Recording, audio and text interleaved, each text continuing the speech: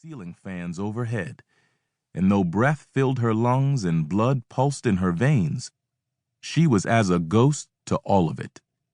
She spoke to no one, shared no one's companionable silence, sent no texts to check on anyone's arrival, made no attempts to catch a stranger's eye. If anyone looked at Renai long enough to really see her, her dark brown skin taut with youth and free of laugh or frown lines, her full cheeks that dimpled with the slightest of smiles, her loose coils of hair, usually allowed to hang down along her jawline, but today pulled up and wound into a bun on each side of her head, her slender runner's frame lost in the depths of a thick leather jacket, despite the heat that still hadn't relaxed its grip even in late October. They'd wonder if she was old enough to drink the beer in her hand. She knew nobody would, though. Most people didn't really seem to notice her at all these days. She hadn't gotten carded when she came in. No one had stopped her when she'd slipped behind the counter and taken a beer from the cooler. If she took her hand off the bottle and left it on the counter, the bartender would scoop it up and drop it in the trash. If she switched chairs to sit right next to the locals, or even leaned in between them, so long as she didn't touch them, they'd keep talking as if she wasn't there. If she interrupted, if she tapped someone on the shoulder, if she shattered one of the TVs with a thrown glass and shrieked with all her might, they'd see her, briefly, giving her the unfocused, confused look of a person shaken awake. If she stopped talking or touching them, though, they'd turn back to whatever they were doing, unsettled maybe, but with Renai already on her way to being forgotten. Life just wasn't the same since her resurrection. The details of her untimely end and her unusual return were still frustratingly hazy for her, even though she'd had years to try and remember. She had only a scatter of disconnected, vivid, and hard-to-trust flashes of memory to try to piece together. A moment of violence in a familiar room.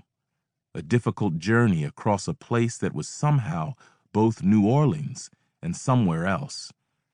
An eerie black streetcar that didn't exist in the living world.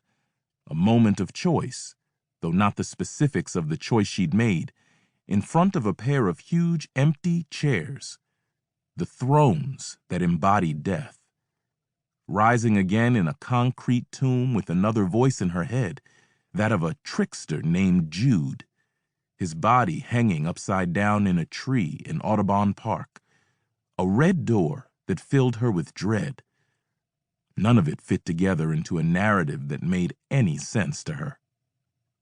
What she knew for sure was that she died late one night in August 2011 and woke up some random morning that September in a bed not her own, with the feeling that many days had passed without her knowing, like she'd fought through an intense illness whose fever had just broken.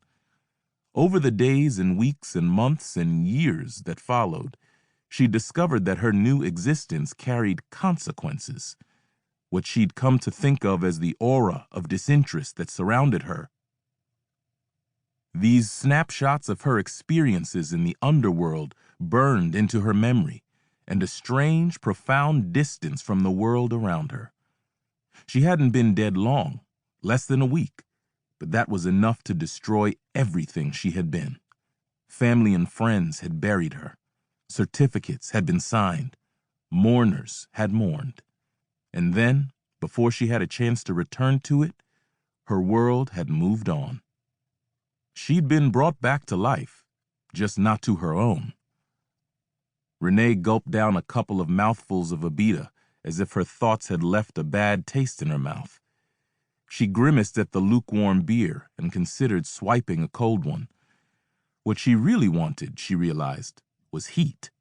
Coffee, tea, lit gasoline, anything that might ease the chill that had burrowed deep within her since her resurrection.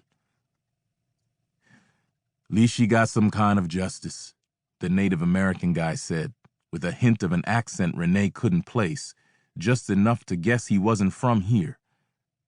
"Too little, too late, but better than nothing." For a moment, Renai thought he was talking about her, but of course he couldn't be.